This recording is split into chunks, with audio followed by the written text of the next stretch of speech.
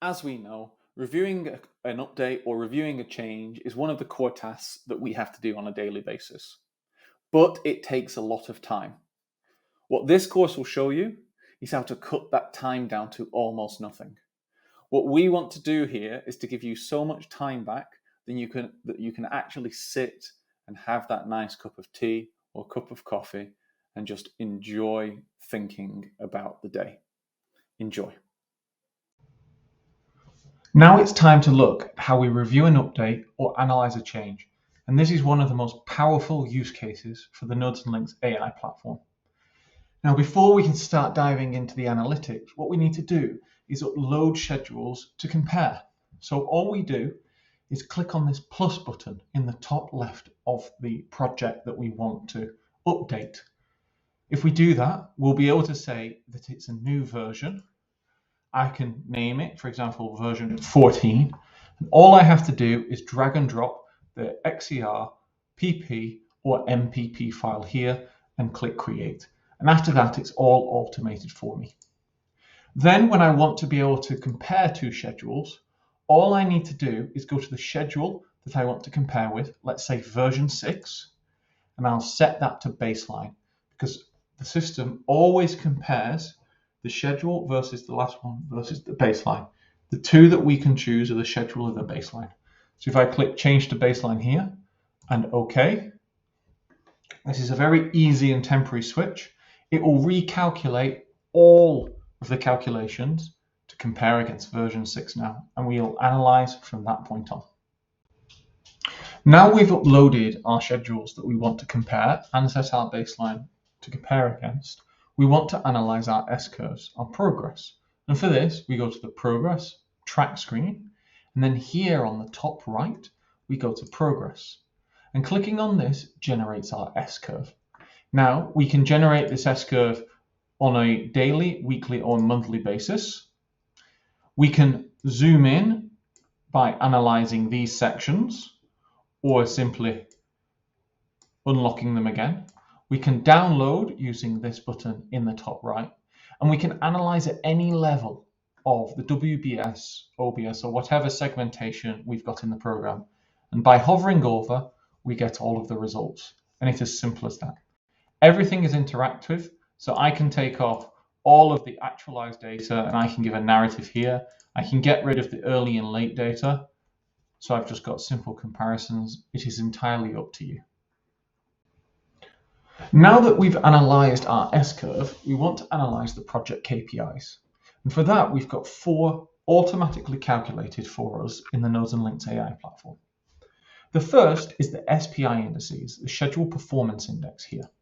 And if we click on that, it'll give us the performance index over time. So we can see right now that the project is at 0.73. Now what that means is that we're achieving 0.73 days of progress for every calendar day that occurs in real time. And this is on a basis of measured by duration. In addition to the performance index, we can look at trending. So we can see that this project has got progressively later every single day from current update, which is the 28th of April, all the way back since May. In addition to this, we can also see the compression of the schedule. Now, this is a very interesting one. What a compression of the schedule is if you've got a milestone fixed in time and activities before it, and these activities are being delayed, but that you're holding the milestone consistent, either at some point you have to produce negative float or you erode the float between those activities. This is a measure of the float between those activities. So if the plan is below the actual, what that means is the milestones are moving out faster than the delay is happening in the project if there is a delay. If it's the other way around, where the blue line is below the yellow line, it means the milestones are being held constant and the delay is crushing towards those milestones. That is indicative of a problem. This is a great sense to see if the schedule is being manipulated. If, for example, a team is saying we will hit those dates, yet are delayed in everything they do, this would give you an instantaneous view of that. The fourth KPI is activities per day, which is a proxy for productivity. So for example, if I took this range here and I remove the actuals, we can see that the average number of activities is roughly 30. The actuals have been less than that. Here it was around 20, here it is around 32. So we can just get a sense of, on any day in the program, how many activities were supposed to be delivered and how many were actually delivered. Now, given that for most of the days in this section, the plan was more than what actually happened, I'm not surprised that the progress is behind. Now we've looked at our S-curves and our project KPIs, we can start to look at individual activities. And we can do this by going to the list of activities element of the screen here. Now this gives us a tabular format for us to analyze whatever we want to analyze, and it allows us to download it and manipulate the data in a far easier way than the scheduling programs do. So for example, what I could do here is say, I only want to look at completed activities. And what I can do on here is I've got two options. I've got a select, so a filter within here, and I can insert columns to this table, so any of these columns. If I click on them, I can order these columns, and what I can also do is I can filter. So if it is a date format like this or a number format, I can actually do a filter here and look at, for example, between certain dates.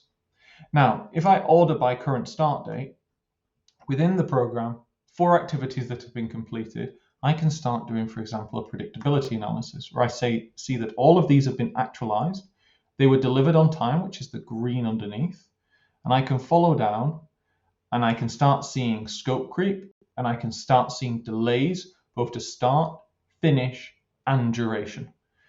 This opens up a wealth of possibilities. So for example, one thing I have seen customers do is to insert a coding structure which is specific to each contractor or subcontractor below. They will pull up the progress data and they will analyze the average start accuracy, finish accuracy, and duration accuracy of those customers. So they can say things like, you on average start activities a week late. They take a week longer and end because of that 2 weeks later. Why should I believe, given that you don't have this much float in your program, that you are going to deliver on time? We need a proactive conversation about how we can either increase your productivity or put buffer into the program so that we're not delayed. Next in our analysis is to look at how key activities and milestones have trended over time across different versions of this project. For that, we go to progress and we go to trend analysis here. If we click on trend analysis, it comes up with this. Now at the top where it says search for an activity, if we click on that, we can type anything we want.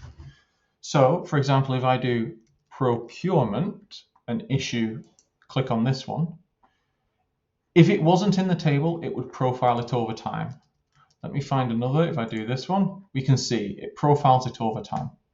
It shows us the variance compared to the baseline that we set before. It shows us the first schedule, the plan finish, and now the plan finish, and it shows how that moves across every single version of this program. Remember, we've got 13 versions here.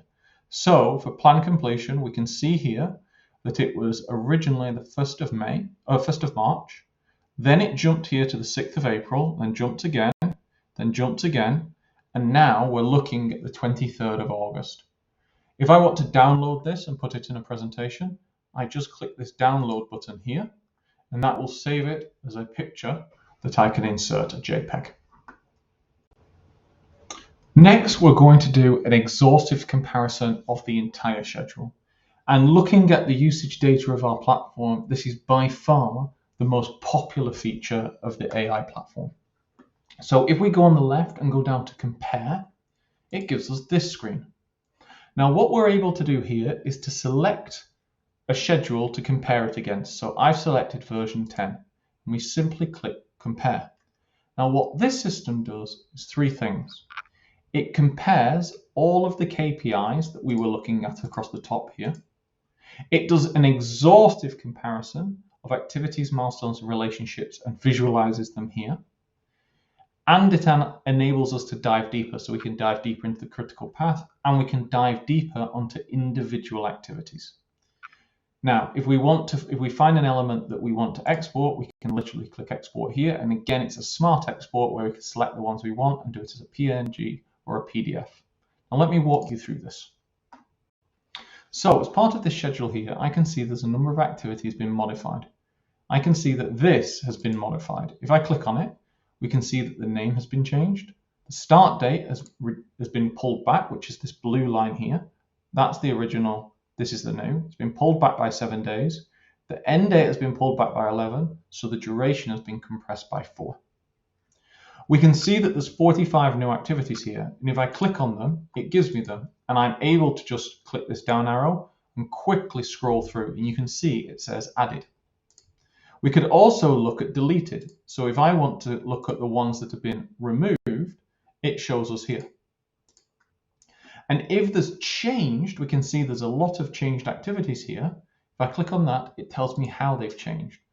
They've changed in name, start date, end dates, finish dates, etc. We can even see ones that have changed in calendar. We can also do a smart search here. If I want to analyze the critical path, I just click on critical path, and it will show me what has been added, modified, or removed from the critical path. Again, I'll just export this. I'll export it as a PDF. It'll pull it out, and it's pulled it out here in my downloads. If I open that, I immediately get my change analysis. This enables us to very, very quickly see what has changed. And actually, this is the first step in the workflow of doing a delay analysis or a claim, because what we can do is very quickly detail exactly what has been changed on an activity level, a relationship level, and a milestone level. Now that we've done an exhaustive comparison and looked at how the critical path has changed, and equally we could go into the path screen and see how the different paths there have changed, it's time to look at risk. To do that, we go to the risk screen and we can input the analysis as in the other course. I recommend going how to run a QSRA there, but I'm going to jump straight to risk drivers. Now within risk drivers, we can compare P-curves and we can compare tornado graphs. So if I, for example, select plan completion for a P80 position, for just duration uncertainty, I can click this button here and go compare with previous update. If I click view results, it shows me how different activities have changed based on their impact to the schedule. So manufacture steelwork did have 8.55% contribution. Now it has 7.25. If we go to the QRA output, we can see the delay probability in terms of a histogram and the curves.